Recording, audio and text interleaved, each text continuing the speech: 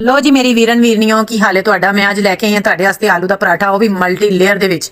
ਐਸਾ ਲੱਛਾ ਪਰਾਠਾ ਤੁਸੀਂ ਕਦੀ ਵੀ ਨਹੀਂ ਬਣਾਇਆ ਹੋਣਾ ਤੇ ਨਾ ਤੁਸੀਂ ਕਦੀ ਖਾਦਾ ਹੋਣਾ।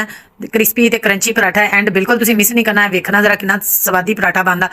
तो ले जी यहाँ पर आलू की पीठी हमने तैयार कर ली थी। इसमें सारी चीजें अपने अपने हिसाब से मसाले ऐड कर देने, धनिया हरी मिर्चें प्याज और पुदीना पाम बिल्कुल नहीं भुलना तुसी, और साबुत धनिया जरूर पा देना है। देखो पीठी तैयार कर ली, एक वड्डा जिहा पेड़ा बना लेना, उसकी रोटी बेल लैनी है, ਉਹਦੇ ਉੱਤੇ ਪਾ ਕੇ पीठी ਜਿਹੜੀ ਅਸੀਂ ਮਲ ਲੈਣੀ है सारे चार चुफेरे और रोल करके। ਇਹ देखो जी लच्छे तैयार कर लेने। ਇਹਦਾ पराठा बिल्कुल छोटा बनता है, ਉਹ ना तुसी समझो कि बाजी ने सानू छोटा पराठा सिखाता, क्योंकि इस पराठे की छोटे में ही खासियत है। बहुत कमाल का, बहुत क्रंची बनता है। और मैं कहती हूँ ये आप ट्राई करेंगे ना तो आप बाकी दूसरा आलू का पराठा बिल्कुल भूल जाएंगे। ठीक है, सारे मसाले ऐड करने हैं, देख लिए आपने कौन कौन से मैंने मसाले ऐड किए थे। तो ये देखें जी, बनकर हमारा लच्छा पराठा मल्टी लेयर में बनकर तैयार हो गया। ऊपर देसी घी होगा सारा डाल लेना। डालने के बाद फिर आपने इसको खाना रहते या मीठे दही के साथ, जो भी आपको पसंद है आपने ज़रूर इसको ट्राई करना है।